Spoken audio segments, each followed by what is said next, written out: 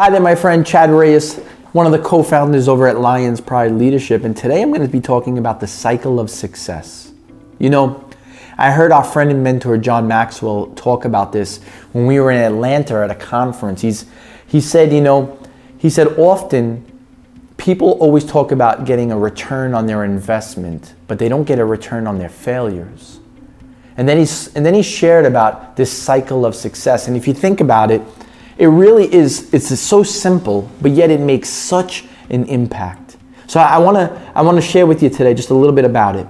The cycle of success is test, fail, learn, improve, re-enter. Test, fail, learn, improve, re-enter. And I'm going to walk through each one of them. Test, we do things that stretch us. When we test, we're trying something that maybe we haven't done before, and we're going to test it.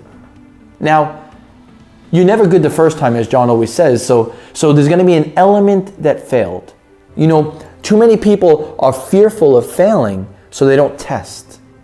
But if you test, you're going to fail at times.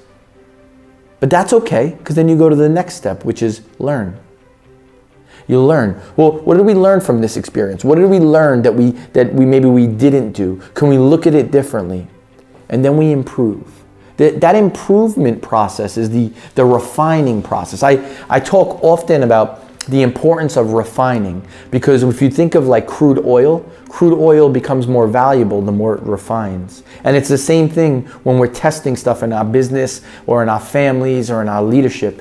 The better we refine it, the more valuable we become to others, and the more valuable our gifts and talents become to clients, team members. And then the last is where we re-enter. We get back in the game. You know what I've seen often, because of typically it's out of fear of failure, sometimes it's out of insecurity, is that people will test, they'll fail, and they'll re-enter. Test, fail, re-enter. Test, fail, re-enter. And they remove the area that gives the greatest return, which is the cycle of success, the learning and the improving.